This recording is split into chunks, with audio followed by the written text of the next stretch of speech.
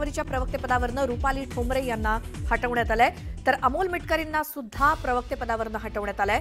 मारहाण प्रकरणामुळे वादात सापडलेले सूरज चव्हाण यांची प्रवक्तेपदी नेमणूक करण्यात आली आहे।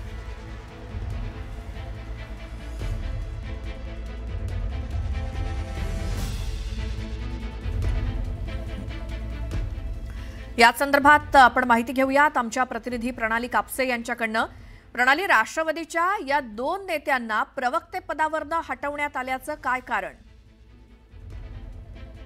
पुन्हा आपण माहिती घेऊच प्रणालीकडनं, मात्र ही मोठी बातमी आपण बघतोय। रुपाली ठोंबरे या राष्ट्रवादी काँग्रेस अजित पवार गटाच्या नेत्या, त्यांना प्रवक्तेपदावरनं हटवण्यात आलंय, तर दुसरीकडे अमोल मिटकरी हे देखील राष्ट्रवादीचे प्रवक्ते होते, मात्र त्यांना प्रवक्तेपदावरनं हटवण्यात आल्याची मोठी बातमी येते।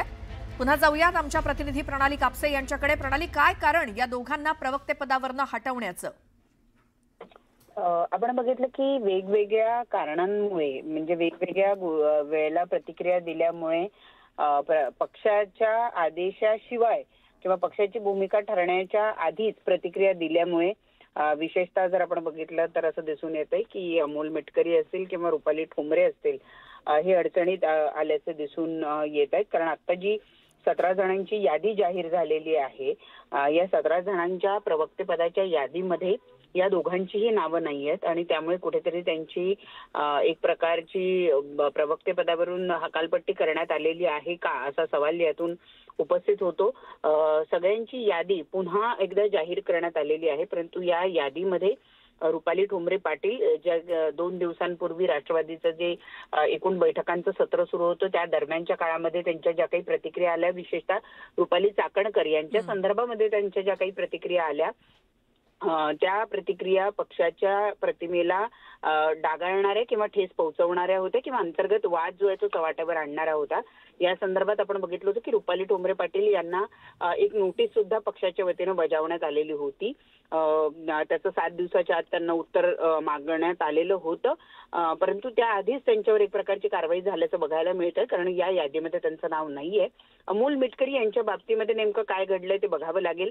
काही वरिष्ठांच्या नाराजीला काही ठिकाणी त्यांना सामोरे जावं लागलेलं होतं, त्याचा हा परिणाम म्हणावा लागेल। खरं तर अशा पद्धतीच्या नोटीस वगैरे त्यांना काही बजावण्यात आलेली नव्हती, परंतु तरी सुद्धा कुठेतरी पक्षातल्या वरिष्ठांच्या नाराजीचा सामना हा त्यांना करावा लागलेला असल्यामुळं त्यांचं सुद्धा नाव या यादीतून वगळण्यात आल्याचं आपल्याला बघायला मिळतंय। बरं, आणि एक प्रणाली, सूरज चव्हाण ज्यांची निवड करण्यात आली प्रवक्तेपदी, ते सुद्धा एका मारहाण प्रकरणामध्ये वादात सापडलेले होतेच की मग? परंतु आपण जर बघितलं तर सूरज चव्हाण यांची जे मारहाण प्रकरण होतं ते प्रकरण पक्षाच्या वरिष्ठांच्या विरोधात जे वक्तव्य करण्यात आलं होतं, त्यासाठी त्याच्या रागातून आलेली ती मारहाण होती। जरी त्यांना युवक अध्यक्ष पदावर काढून टाकण्यात आलं होतं, तरी त्यानंतर महिन्याभरातच त्यांची सरचिटणीसपदी पुन्हा एकदा निवड करण्यात आली होती। एक प्रकारची ती त्यांची बढवत्री त्यांना मिळालेली होती, त्यांना देण्यात आलेली होती। आणि आता तर सूरज चव्हाण याचं नाव प्रवक्तेपदाच्या यादीत सुद्धा आहे, त्यामुळे ते प्रकरण म्हणजे पक्षाला त्रासदायक ठरलेलं नाही असं म्हणावं लागेल, किंवा वरिष्ठांची मर्जी राखणारं ते प्रकरण होतं, म्हणून कदाचित सूरज चव्हाण यांचं या यादीमध्ये नाव समाविष्ट करण्यात आलंय असं आपल्याला म्हणावं लागेल। बिलकुल प्रणाली, धन्यवाद या सगळ्या माहितीसाठी।